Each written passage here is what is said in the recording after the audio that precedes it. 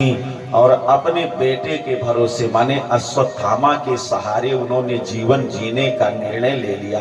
अन्यथा गौतमी तो उसी दिन मरने जा रही थी अपने पति के साथ ही। द्रौपदी ने कहा कि जैसे पति के मरने पर गौतमी अपने पुत्र अश्वत्थामा के सहारे जीवन बिता रही हैं, उनका जीवन बीत रहा है, वैसे ही मेरे बेटे मर गए, मैं अपने पति के सहारे जीवन बिता लूंगी। है कि नहीं? आप लोगों ने उनके पति को मार दिया, वो बेटे के सहारे जीवन बिता रही हैं। और उनके बेटे ने आपके बेटे को मार दिया है और हम अपने पति के सहारे जीवन बिता लेंगे। बात बराबर हो गई। और अब आगे कोई आप पाप मत कमाइए, क्योंकि आगे आप पाप कमाओगे तो पता नहीं वो किस रूप में हमें भोगना पड़े, इसलिए इसको छोड़ दो। और अंत में भीमसेन ने एक निर्णय बताया। भीमसेन ने कहा, सुनिए, बात यह है कि मत्तम प्रमत्तम उन्मत्तम सुप्तम बालम जडम स्त्रियम, इतने लोगों को मारने वाला जो होता है वो अक्षम्य अपराधी होता है। मत्तम, कोई व्यक्ति मतवाला हो, वो अपने सेंस में न हो, और मतवाला व्यक्ति वही होगा जो मधुशाला गया होगा। तो ऐसा व्यक्ति जो स्वयं अपने बुद्धि विवेक से काम न कर पा रहा हो, उसे आप मृत्यु दंड नहीं देना चाहिए। सुप्तम, कोई बालक सोया हो या कोई व्यक्ति सोया हो, सो रहा हो, आपका भले ही वो शत्रु हो, लेकिन सोते समय उस व्यक्ति को नहीं मारना चाहिए। बालम माने बालक, चाहे वो शत्रु का ही क्यों न हो, लेकिन उसको नहीं मारना चाहिए। जडम, कोई व्यक्ति मूर्ख हो, पागल व्यक्ति हो, उसे भी मृत्यु दंड नहीं देना चाहिए। स्त्रियम, स्त्री को मृत्यु दंड नहीं देना चाहिए, ये नियम है। और भीमसेन ने कहा, आप बताओ, एक तो वो बालक थे, दूसरे सो रहे थे, सोते हुए बालकों को इसने मारा, इसलिए इसे मार ही देना चाहिए। दुष्टेभ्यो अभयम दत्त्वा दातापि नरकम व्रजेत्, दुष्ट को अभयदान नहीं देना चाहिए। और अंत में पांडवों ने सबने मिलकर के निर्णय भगवान पर छोड़ दिया। सबने कहा कि द्वारिकाधीश जो चाहेंगे वही हो जाएगा। अब द्वारिकाधीश भगवान बताएंगे किसको छोड़ दिया जाए, किसको मार दिया जाए। भगवान ने कहा, मेरे कहने के अनुसार कार्य आप लोग करेंगे? बोले बिल्कुल करेंगे। और तैसे ही भगवान ने निर्णय दे दिया। बोले, बात ये है कि ब्रह्म बंधुर न हंतव्यो आतताई बधारहणः, ब्राह्मण अगर अधम हो, देखो ब्रह्म बंधु, बंधु का मतलब भाई भी होता है, या परिवार के लोगों को भी आप बंधु बांधव कहते हैं।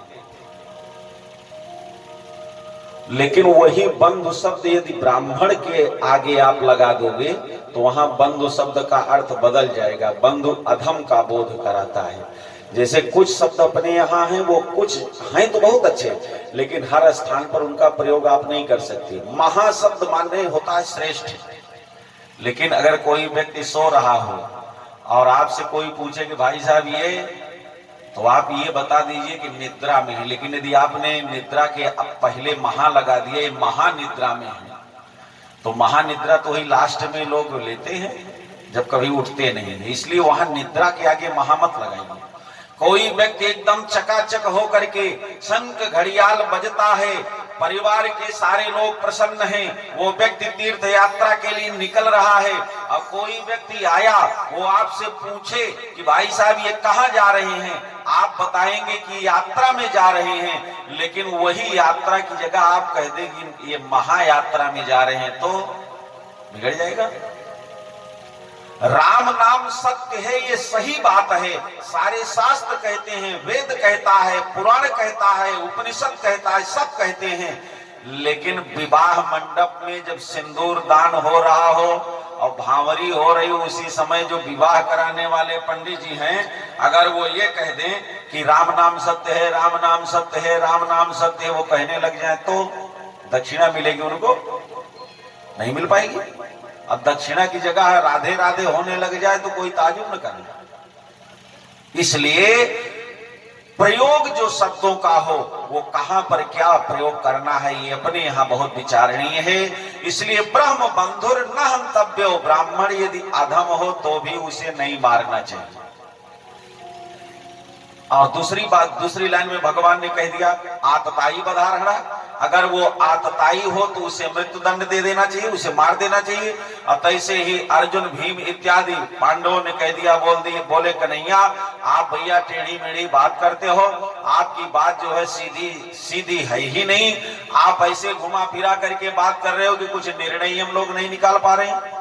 एक बार आप कहते हो ब्राह्मण अधम हो तो भी उसे नहीं मारना चाहिए, और दूसरी बात आप कह रहे हो कि अगर वो आतताई हो तो मार देना चाहिए। तो ये कौन है, इसे हमें मारना है कि छोड़ना है? भगवान ने कहा बात यही तो है। इसलिए देखो, अगर आप बात नहीं समझेंगे तो उत्तर सही नहीं होगा।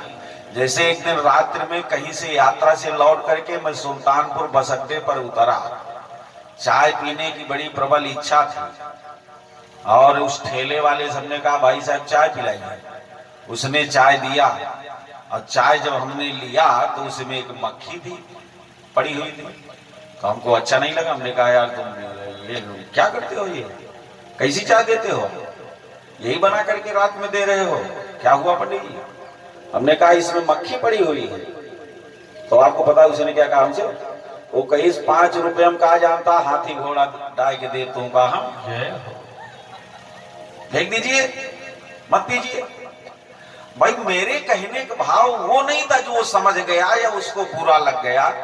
बात यह है कि आपको अच्छी चीजें देना चाहिए, ऐसी चीजें नहीं देना चाहिए। इसलिए भगवान ने जो बात कहा वो पांडव नहीं समझ पाए। कन्हैया तेरी सारी बातें टेढ़ी मेढ़ी रहती हैं, तो सीधी बात करता नहीं है। और जैसे कहा और तैसे भगवान ने कह दिया, बात सुनो, अगर कोई सम्मानित व्यक्ति है, ब्राह्मण है, उसे आप सभा से अथवा पुर से अथवा नगर से अथवा देश से आप अपमानित करके निकाल दीजिए, समझ लीजिए उसको आपने मृत्यु दंड दे दिया। और जन्म सिद्ध मणि थी अश्वत्थामा की, उसको निकाल करके और धक्के दे करके घर से बाहर कर दिया। पांडव आपस में विचार विमर्श कर रहे हैं, रो भी रहे हैं, द्रौपदी भी रो रही हैं, भगवान द्वारिकाधीश भी दुखी हैं कि हमारा वंश नष्ट हो गया। सारे लोगों को दुखी देखा, सारे लोगों को हैरान परेशान देखा। उत्तरा आई, और उत्तरा आते ही उन्होंने द्वारिकाधीश भगवान के चरण पकड़े। उन्होंने कहा सरकार, जिसके वंश की रक्षा आप कर रहे हैं उसका वंश कभी नष्ट नहीं हो सकता। सारे लोग उत्तरा की तरफ देखने लग गए। बोले तुम्हारे कहने का मतलब क्या है?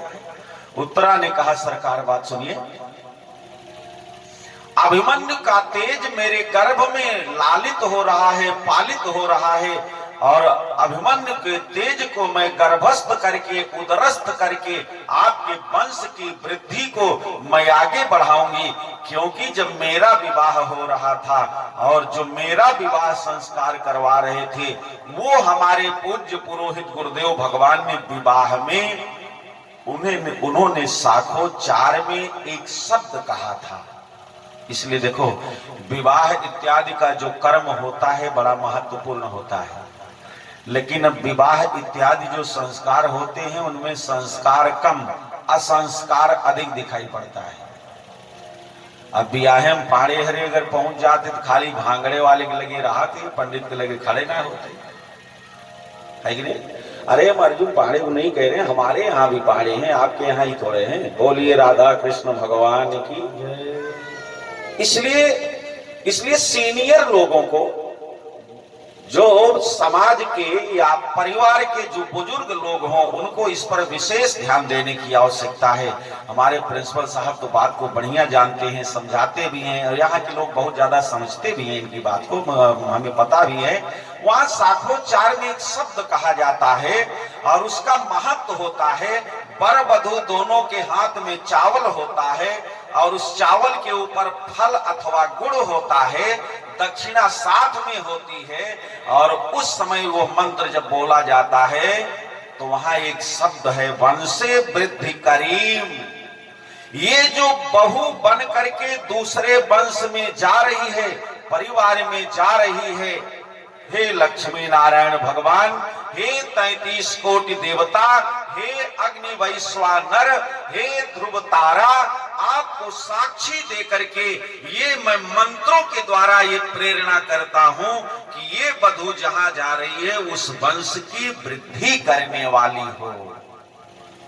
उत्तरा ने कहा, आपके वंश को बढ़ाने की जिम्मेदारी मेरी है और मैंने अपनी जिम्मेदारी का निर्वहन किया है, पूर्ण रूपेण किया है, पूरे संस्कार से किया है और पुंसवन गर्भाधान से लेकर के और पुंसवन तक के जो संस्कार हैं उसको समुचित रूपेण हमने उसका पालन किया है। और जो मेरे गर्भ में बालक पल रहा है वो आपके वंश की मर्यादा को ही नहीं बढ़ाएगा, अपितु आपके वंश की रक्षा के लिए, सुरक्षा के लिए भगवान को बाध्य कर देगा। ऐसा मैंने संस्कार गर्भ में ही उसको दिया है। क्या बात। इसलिए देखिए, संस्कार गर्भाधान से प्रारंभ होता है और अग्नि संस्कार तक वो चलता है। गर्भाधान भी एक संस्कार है प्रिंसिपल साहब, और वहां से जब प्रारंभ संस्कार होता है तो माता जी जो आपका बेटा होगा वो कभी आपकी आज्ञा के खिलाफ कोई कार्य नहीं करेगा। वो माता पिता के सामने कभी उत्तर प्रत्युत्तर नहीं करेगा। वो तो श्रवण कुमार हो जाएगा, वो ध्रुव हो जाएगा, वो प्रहलाद हो जाएगा। अगर देश के लिए वो आवश्यकता पड़ेगी तो वो शिवाजी हो जाएगा, वो महाराणा प्रताप हो जाएगा। अगर संस्कार से युक्त है वो बालक तो समझ लेना कि आपका, आपके वंश का और राष्ट्र का वो धरोहर हो जाएगा। संस्कार युक्त बालक कभी ओसामा बिन लादेन नहीं हो सकता ना, कभी नहीं होगा। इसलिए उत्तरा ने बताया कि अभिमन्यु का तेज गर्भस्थ है, उदरस्थ है, मैं उस बालक को जन्म दूंगी। अजय से उत्तरा ने बताया, सारे लोग प्रसन्न हो गए, आनंद हो गया। लेकिन एक वहां और बात हो गई जो नहीं होनी थी। जैसे हम लोग जब कक्षा 2-3 में थे तो एक सूत्र या मुहावरा, चूंकि हिंदी के हम आचार्य हैं नहीं तो हमको पता भी नहीं है, अब वो सूत्र है कि मुहावरा है, आप पढ़े लिखे लोग हैं समझिए। वहां बताया जाता था कि दीवालों के भी कान होते हैं। तो अच्छा, थोड़ा सा खुरापाती टाइप का हमारा दिमाग था। हमने सोचा ये दीवाल के कान कहाँ हैं, तो देखा चारों तरफ दीवाल में कहीं काने नहीं दिखाई पड़ा। तो हमने कहा ये दीवाल के कैसे कान होते हैं, जबकि गुरुजी हमारे पढ़ा रहे हैं कि दीवालों के भी कान होते हैं। और बाद में जब मैं कक्षा 9 में गया और भागवत जी को अध्ययन करने का अवसर लगा, तब वो घटना घटित हो गई कि दीवाल के कान ऐसे होते हैं। कैसे होते हैं? अंदर में पांडवों के साथ, द्रौपदी के साथ और द्वारिकाधीश भगवान के साथ उत्तरा ये संवाद कर रही हैं और दरवाजे के बाहर अश्वत्थामा पड़ा हुआ है। और जो अश्वत्थामा ने भी इस बात को सुन लिया कि उत्तरा के गर्भ में बालक पल रहा है, वो दरवाजे के बाहर पड़ा था, उसने सुन लिया। और इसीलिए लोग कहते हैं कि चुपके से बोलिए, नहीं तो दीवालों के भी कान होते हैं। और वो दीवाल के पास ही पड़ा हुआ था, उसने बात को सुन लिया क्रोधावेश में आकर के, और वो प्रतिशोध की भावना से उसने ब्रह्मास्त्र चलाया और ब्रह्मास्त्र का अनुसंधान करके उत्तरा के गर्भ पर छोड़ दिया। उत्तरा का गर्भ नष्ट हो जाए, और जैसे ही छोड़ा तैसे उत्तरा भागती हुई, दौड़ती हुई चली गई। भगवान द्वारिकाधीश के चरणों में गिर पड़ी, बोले पाहि पाहि महायोगिन देव देव जगत गुरु। हे जगत गुरु, हे द्वारिकाधीश भगवान मेरी रक्षा करो।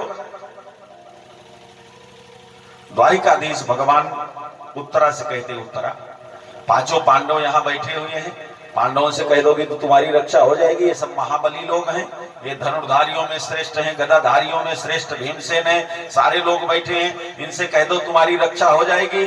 और तुरंत उत्तरा ने हाथ जोड़ करके रूंधे हुए गले से उन्होंने कहा, बोले सरकार, ब्याह होकर के जब मैं ससुराल आई थी तो मेरी सासू माँ ने एक शिक्षा हमें दिया था। बोले कौन सी शिक्षा दिया था?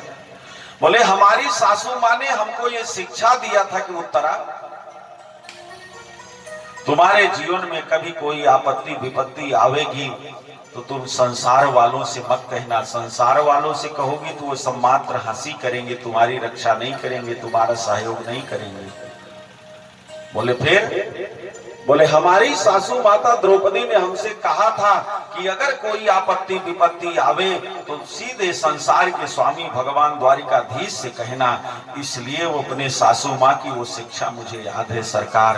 मैं संसार से अपनी सुरक्षा नहीं मांग सकती, मेरी सुरक्षा आप ही करिए, क्योंकि आप विश्वोत्पत्त्यादि हेतवे हो, मेरी रक्षा आप ही कर दीजिए। इसलिए सासू माँ को अपने बहू को ऐसी बढ़िया बढ़िया शिक्षा देना चाहिए। जबकि सासू माँ जो आजकल की है, वो बहू जब आती है तो सबसे पहले खाजे लड्डू वाला देखने लगती है, कितना आया है, कम है कि ज्यादा है, पूरा है कि नहीं है। अब चाहे जितना उधर से आ जाए लेकिन इनको कुछ न कुछ कम रहेगा, है कि नहीं? इसलिए जो भी मिल जाए वो बढ़िया है, खूब बखान करो तो ही वो आपकी बहू आपकी सेवा करेगी। क्योंकि जिस समय जानकी जी ब्याह करके आई, आंगन में झाड़ू लगा रही हैं, राम जी को माता कौशल्या जी ने बुलाया और राम जी से पूछा। राम जी से कौशल्या जी ने कहा, राम जी बताओ ये कौन है, जानते हो? राम जी ने कहा ये मेरी प्राण वल्लभा जानकी है। बोले सुनो राम, ये कोई सामान्य घर की कन्या नहीं है, ये कोई सामान्य घर की बहू नहीं है, ये कोई सामान्य व्यक्ति की पत्नी नहीं है। इनके पिता जनक भूपाल मणि, ससुर भानुकुल भानु, और पति रविकुल कैरव विपिन, बुध गुणशील निधान। मेरी जानकी को अगर कभी कोई कष्ट होगा तो मैं दोष तुम्ही को दूंगी, इसलिए मेरे कहने का भाव। आज उत्तरा ने जब कहा और तुरंत भगवान सावधान हो गए। भगवान ने अपने मन में विचार किया, भगवान ने अपने मन में विचार किया कि मुझे गर्भ में जाकर के रक्षा करनी है। वो आज तक मैं गर्भ में गया नहीं। आप सतयुग में देखें, त्रेता युग में देखें और द्वापर युग में भी इस घटना के पहले आप देखें, भगवान कभी भी किसी मां के गर्भ में नहीं गए। क्यों? क्योंकि भगवान के दो प्रकार की संतानें हैं, दो प्रकार के पुत्र हैं। कौन कौन? ज्ञानी और भक्त। भगवान से जब पूछा गया कि दोनों में श्रेष्ठ कौन है, तो भगवान ने कहा तेषाम ज्ञानी नित्य युक्ता, ज्ञानी मेरा श्रेष्ठ पुत्र है, माने बड़ा पुत्र है। अब बोले भक्त छोटा बेटा है। बोले दोनों में अंतर, तो भगवान ने नारद जी से इस अंतर को बता दिया। बोले सुन मुनि तो ही कहूं सहारो सा, सुन मुनि तो ही कहूं सहारो सा, बजई मोहि तजियान भरोसा, भजई मोहि तजियान भरोसा, करहु सदा दिनकर रखवारी, करहु सदा दिनकर रखवारी, जिमि बालक राखै महतारी, जिमि बालक राखै महतारी, सुन मुनि तोहि कहूं सहारो सा, सुन मुनि तोहि कहूं सहारो सा। भगवान ने अर्जुन से गीता में और नारद जी से रामायण में कह दिया। बोले बात यह है कि मेरे दो पुत्र हैं, ज्ञानी और भक्त। बोले बड़ा कौन? बोले ज्ञानी। छोटा कौन? भक्त। दोनों में अंतर, तो भगवान ने बताया अंतर ये है, जैसे बड़ा बेटा आपका है, अगर वो बड़ा हो गया, उसका शादी ब्याह हो गया और वो नालायक है, कुछ कर नहीं रहा है, कमा नहीं रहा है, तो पिताजी बड़े बेटे से कह दें भैया बात यह है कि अब जीवन भर मैं तुम्हें कमा करके खिला नहीं सकता, अब अपनी व्यवस्था करो, अपना कमाओ और अपने परिवार का भरण पोषण करो, हमारे बस की बात नहीं है। पिताजी एकदम हाथ खड़ा कर देते हैं। लेकिन आप बताओ, जो आपका बेटा अभी 1 साल का है, क्या उसके लिए भी माता पिता कहेंगे कि मैं तुम्हें दूध नहीं दे सकता, तुम्हें जल नहीं दे सकता, तुम्हें भोजन नहीं दे सकता? नहीं कहेंगे माता पिता। रिक्शा चलाना पड़ेगा सो भी चलाएंगे, जो भी करना पड़ेगा वो करेंगे। अपने छोटे उस 1 साल के बच्चे की रक्षा सुरक्षा, उसकी परवरिश, उसका भरण पोषण, लालन पालन माता पिता बड़े प्यार से करेंगे, खूब प्रसन्नता से करेंगे, बड़े परिश्रम से करेंगे। जैसे वैसे ही भक्त भगवान का छोटा बेटा है और ज्ञानी भगवान का बड़ा बेटा है। तो ज्ञानी से भगवान कहते हैं भाई देखो, तुम्हें ज्ञान बहुत ज्यादा है, तुम अपने ज्ञान के बल पर अभी संसार से मुक्त हो जाओ। ज्ञानादेव तु कैवल्यम ऋते ज्ञानान्न मुक्ति ही, तुम्हें अपने ज्ञान के बल पर संसार से मुक्त हो जाओ। और जो भक्त होता है, भगवान कहते हैं भाई देखो, इसको कुछ आता जाता नहीं है, ये मात्र मेरे सहारे है, इसलिए इसकी मुक्ति की व्यवस्था मुझे स्वयं करनी है। एक उदाहरण और दे दूं, बात और ज्यादा समझ में आएगी। 2 जीव होते हैं। अयोध्या आप जाते हैं दर्शन करने, वहां आपको बंदर दिखाई पड़ते हैं। बहुत सारे बंदरों को आपने उछल कूद करते हुए देखा होगा, और उन्हीं बंदरों में से कुछ बंदर ऐसे भी आपने देखा होगा जिनके पेट में उनका बच्चा चिपका रहता है। अब वो बंदर इस अट्टालिका से उस अट्टालिका पर, इस डाली से उस डाली पर, इस दीवार से उस दीवार पर छलांग लगा रहा है, बंदर अथवा बंदरिया जो भी हो। अब वो बच्चा चिपका है, अब वो बंदरिया छलांग लगा रही है एकदम निर्भीक, निसंकोच। उस बच्चे की अपनी जिम्मेदारी है कि खूब कस करके वो पकड़े रहे। अगर उसकी पकड़ ढीली हुई, वो बच्चा गिर करके मर गया, तो उसमें उस बंदर या बंदरिया का कोई दोष नहीं है। उसने बता दिया है कि बेटा खूब कस करके हमको पकड़ना, अब हम उछल कूद करने वाले हैं। अब वो पकड़े रहेगा तब तो वो सुरक्षित रहेगा, और अगर नहीं पकड़ पाया, उसकी पकड़ ढीली हुई, तो उतने ऊंचे से 4 मंजिल के से गिरने के बाद वो बच्चा मर जाएगा। और एक जीव और होता है, बिल्ली का भी बच्चा होता है, और इस स्थान से उस स्थान पर अपने बच्चे को ले जाने के लिए बिल्ली अपने मुख से अपने बच्चे को पकड़ती है और ले जाकर के वहां रख देती है। दोनों माताओं में और दोनों बच्चों में अंतर देखिए आप।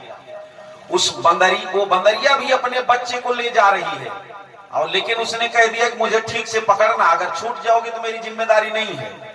अब बिल्ली अपने बच्चे से कहती तुम्हें कुछ नहीं करना है, तुम मात्र अपनी शरीर ढीली छोड़ दो, मेरे सहारे हो जाओ बेटा, मैं तुम्हें अपने मुख से पकड़ रही हूं, और यद्यपि मेरे दांत बड़े नुकीले हैं और ये चुभते बहुत ज्यादा हैं, इन्हीं दांतों से मैं तमाम जानवरों को चीर फाड़ करके मैं खा जाती हूं, लेकिन तुम्हें पकड़ रही हूं, ये नुकीले दांत भी तुम्हें कोई नुकसान नहीं पहुंचाएंगे, और सुरक्षित मैं तुम्हें उस स्थान पर पहुंचाऊंगी। बिल्ली अपने बच्चे को मुख में पकड़कर दूसरे स्थान पर पहुंचा देती है, उसे कोई खतरा नहीं हो सकता। क्योंकि बिल्ली की अपनी जिम्मेदारी है कि बच्चे को वो पकड़े सुरक्षित और सुरक्षित पहुंचावे। अब और बंदरिया की अपनी जिम्मेदारी नहीं, उसके बच्चे की जिम्मेदारी है उसको कसकर पकड़े रहे। जैसे वैसे ही ज्ञानी उस बंदरिया के बच्चे और भगवान की तरह ज्ञानी और भक्त की स्थिति है। ज्ञानी से भगवान कहते हैं कि चलो मैं तुम्हें मुक्त को तो कर दूंगा, लेकिन ये तुम्हारी जिम्मेदारी है, तुम मुझे पकड़े रहना, कभी छोड़ना नहीं। अगर छोड़ दोगे तो फिर मेरी जिम्मेदारी तुम्हारे ऊपर नहीं है। और उस भक्त से भगवान कहते हैं तुम चिंता मत करो, मात्र मेरे सहारे हो जाओ, और तुमको इस स्थान से उस स्थान पर पहुंचा देने की जिम्मेदारी मेरी है। माने इस संसार सागर से तुम्हें मुक्ति दे करके और परम धाम तक पहुंचाने की जिम्मेदारी मेरी है। इसलिए हमको आपको ज्ञान होने पर भी ज्ञान का ढोंग न करना, प्रदर्शन न करना, भक्त की श्रेणी में बने रहना ही हमारे लिए श्रेयस्कर है। इसलिए आज देखो भगवान ने अपने मन में सोचा कि जो मेरा ज्ञानी भक्त है वो मुझे अजन्मा मानता है, वो मुझे अविनाशी मानता है। मेरा ज्ञानी भक्त ये कहता है कि मेरा भगवान कभी गर्भ में नहीं जाते, क्योंकि जो गर्भ में जाता है उसका जन्म होता है, और भगवान का न कभी जन्म होता है न भगवान कभी मरते हैं। आदि मध्यांतहीनाय निर्गुणाय गुणात्मने, भगवान का न कोई आदि है और न कोई मध्य है और न कोई अंत है, नहीं तो आदि मध्य अवसाना है ही नहीं है। अब भगवान ने अपने मन में सोचा कि ज्ञानी लोग जो मानते उसको तो आज तक मैंने किया है, मैं किसी माँ के गर्भ में नहीं गया। भक्तों ने भगवान से कहा कि सरकार, लोग तो कहते हैं कि आप माता कौशल्या के पुत्र के रूप में आए। बोले आया था, लेकिन कैसे आया था? आप रामायण पढ़ेंगे तो क्या लिखा है, जब भगवान माता कौशल्या के यहाँ आए पुत्र रूप में तो कैसे आए? बोले भय प्रगट कृपाला दीन दयाला निज आयुध भुजचारी, चार भुजा धारण करके आई है। भूषण बनमाला नयन विशाला शोभा सिंधु खरारी। जैसे ही माता ने चतुर्भुज रूप में भगवान नारायण को सामने देखा और तैसे माता कौशल्या ने हाथ जोड़ दिया, कह दुई कर जोरी स्तुति तोरी कही विधि करो अनंता। कैसी स्तुति करूं आपकी, मैं स्तुति नहीं कर सकती। और माता ने भगवान के चरण पकड़े, खूब बढ़िया निवेदन किया। अंत में मैया कौशल्या प्रसन्न होकर के हंस करके कहती, सरकार एक निवेदन करूं? भगवान ने कहा हाँ कौशल्या जी बताइए। और तैसे ही कौशल्या ने कहा, सरकार अब आप कीजिए शिशु लीला, अब आप बालक बन जाइए, और बालक बनेंगे तभी तो आपको गोद में लूंगी और तभी तो अपना दुग्ध पान कराऊंगी, तभी तो मुझे वात्सल्य का लाभ मिलेगा। और जैसे ही माँ ने कहा और तैसे सुनी बचन सुजाना रोदन ठाना। जैसे माँ ने कहा और तैसे भगवान बालक बन गए और रोने लग गए। और जब रोने लग गए और तब महाराज चक्रवर्ती दशरथ जी ने खूब आनंद मनाया कि हमारे यहाँ पुत्र का जन्म हुआ है। कहने का मतलब वहां मां के गर्भ में नहीं गए थे, भगवान मात्र भास कराया था। गर्भ में वायु के द्वारा भगवान ने आभास मात्र कराया था कि मैं गर्भ में हूं, बाकी भगवान तो प्रकट हुए थे।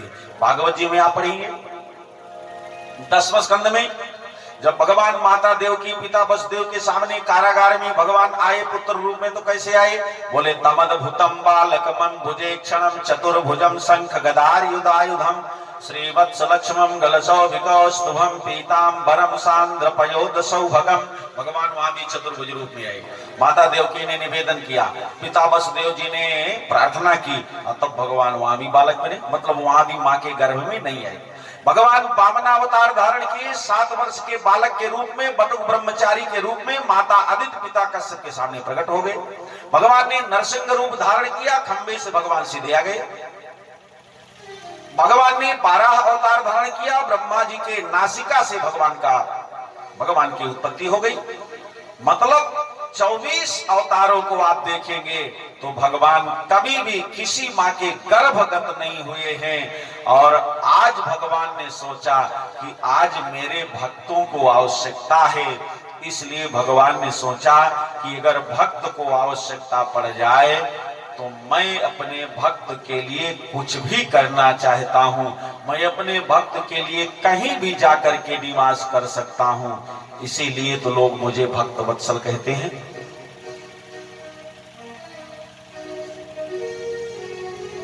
भक्तमाल में एक कथा आती है, एक भक्त नरसिंह जी थे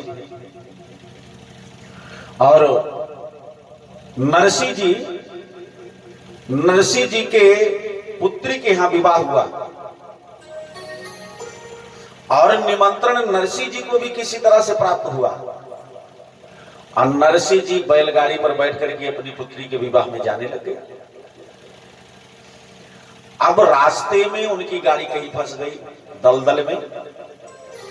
अब नरसिंह जी अपने मन में सोच रहे हैं कि अब हम क्या करें, अब तो गाड़ी फंस गई है, अब हम विवाह में कैसे पहुंच पाएंगे। अंधकार होने लग गया। इतने में उधर से 4-5 महात्मा आ गए, वो खंजड़ी बजाते हुए सीताराम सीताराम सीताराम गाते हुए। अब नरसिंह जी ने महात्माओं को देखा तो उन्होंने सोचा गाड़ी तो फंसी ही है, अब ये निकलेगी भी नहीं, हम वहां विवाह में पहुंच भी नहीं पाएंगे। अब महात्मा लोग आ गए, भगवान की बड़ी कृपा है, यहीं बैठ करके सीताराम सीताराम नाम का संकीर्तन करेंगे, आनंद होगा, कहीं कोई समस्या नहीं। महात्माओं को बुलाया और उसी गाड़ी पर, अपने बैलगाड़ी पर बैठे और बैठ करके बढ़िया सत्संग करने लग गए। इतने में उधर से भगवान एक साधारण व्यक्ति का वेश बना करके आए। उन्होंने कहा, भाई आप लोग इतनी रात्रि के यहाँ फंसे पड़े हो, बात क्या है, आप लोग आगे क्यों नहीं जा रहे हो? नरसिंह जी ने कहा, भाई क्या बताएं, और ये गाड़ी आगे नहीं बढ़ रही, गाड़ी तो हमारी फंस गई है। और तैसे भगवान ने कहा कि ऐसा है कि आप लोग बैठ करके भजन करते रहो और मैं आपकी गाड़ी को निकाल देता हूं। और जैसे कहा तैसे नरसिंह जी प्रसन्न हो गए। नरसिंह जी ने कहा, भैया अगर ऐसा कर देते आप तो बड़ी कृपा हो जाती, मैं तो जा रहा था वहां विवाह में। अब भगवान गाड़ीवान बन गई और नरसिंह जी की गाड़ी को निकाला। और जब निकाला तो नरसिंह जी से भगवान ने पूछा, बोले नरसिंह जी आप विवाह में जा रहे हो, कहाँ कैसे? उन्होंने बताया कि हमारे पुत्री के यहाँ विवाह है और ऐसे जा रहा हूं। अच्छा, उनके पुत्री के यहाँ के लोग ये जानते थे कि नरसिंह जी आएंगे नहीं, उनको निमंत्रण भी नहीं गया है, क्योंकि नरसिंह जी के यहाँ कुछ देने लेने के लिए है नहीं। उनकी पुत्री ने चुपके से निमंत्रण भेज दिया था। अब भगवान जो गाड़ीवान बने हैं, भगवान ने कहा, नरसिंह जी बेटी के यहाँ ऐसे आप जा रहे हैं? बोले, हाँ मेरे तो पास तो कुछ है ही नहीं भैया, इसलिए ऐसे जा रहा हूं। उन्होंने कहा, बात सुनो, हम तो भैया उधर विठलनाथ भगवान के यहाँ हमारा बड़ा बिजनेस हो गया है और यहाँ तो मैं सब कुछ अपना मैंने छोड़ दिया है, बहुत सारा सामान मैंने बेच भी दिया है। और अगर आप चाहो तो तमाम वस्त्र अभी भी मेरे यहाँ पड़े हुए हैं, तमाम अन्न मेरे यहाँ अभी भी पड़े हुए हैं, आप चाहो तो आपकी गाड़ी पर हम रख करके और वहां पहुंचवा दें, वैसे भी दान है, हो जाएगा। और नरसिंह जी ने कहा, अगर ऐसा हो जाए तो फिर क्या कहने भैया, आनंद हो जाए, आप दे दीजिए। और अब तो स्वयं भगवान ही है, वो वेश बनाए हैं। अब गए, बढ़िया बढ़िया सुंदर गट्ठर कपड़े के भगवान ने लादे, खूब अन्न इत्यादि लादा। और जब वहां पहुंचे तो गांव के बाहर बाग में रुक गए। उधर आप जो जाओगे गुजरात वगैरह में, दक्षिण में, तो वहां पौपूजी को भात भरना कहते हैं। उस समय जो इसे अपने यहाँ पौपूजी में सब लोग जिनको लेना देना होता है वो सब करते हैं, उसे वहां भात भरना होता है। अब वहां जब भात भरना का नंबर आया तो सब लोग, एकाध लोगों ने कहा, भाई देखो इनके यहाँ से तो नरसिंह जी आए नहीं हैं। इतने में ही भगवान वहां नरसिंह जी और संतों से कह रहे हैं कि आप लोग यहाँ बैठो, भजन सत्संग करो, मैं थोड़ा सा देख करके आऊं उधर क्या हो रहा है। इधर आए भगवान विवाह मंडप के पास, और जैसे ही बात हुई कि नरसिंह जी के यहाँ से कोई आया नहीं है, और तैसे ही भगवान जो वेश बना करके गए, उन्होंने कहा, भाई देखो नरसिंह जी तो नहीं आए हैं, यहाँ नहीं आए, बाग में बैठे हैं, इतना सामान वो दिए हैं, अगर आप लोग आदेश करो तो हम ला करके यहाँ दे दें। सबने कहा, इतना सामान? बोले हाँ। बोले ले आओ। और जब सारा सामान भगवान ला करके वहां रखे, अरे राम राम, सारे लोगों ने कहा, भैया नरसिंह जी ने इतना सामान भिजवाया, कहां से उनको मिला? चल करके नरसिंह जी से पूछा जाए। इधर नरसिंह जी को तो महाराज कुछ पता नहीं।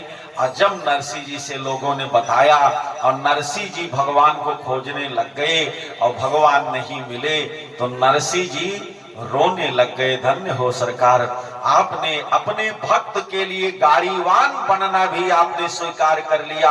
अपने भक्त के लिए आपने अपना सारा सामान भी दे दिया। ऐसे भक्त वत्सल ठाकुर जी, आपको कोटि शाह प्रणाम है। नरसिंह जी भगवान को हृदय से साधुवाद करने लग गए। एक लाइन मेरे साथ बोलिए, फिर अगली चर्चा को हम लोग आगे बढ़ाते हैं।